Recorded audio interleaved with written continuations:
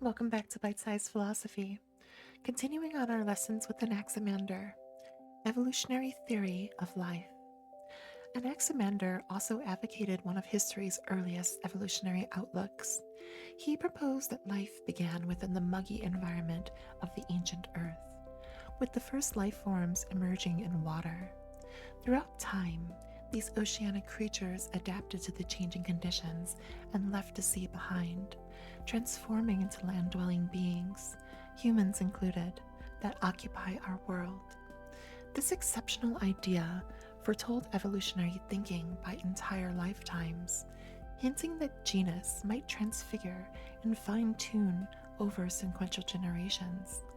Ages before Darwin's theory, Anaximander's perception challenged the inclination of organisms as prearranged and inflexible, and gave traction to the idea of naturalistic processes ushering growth and modification.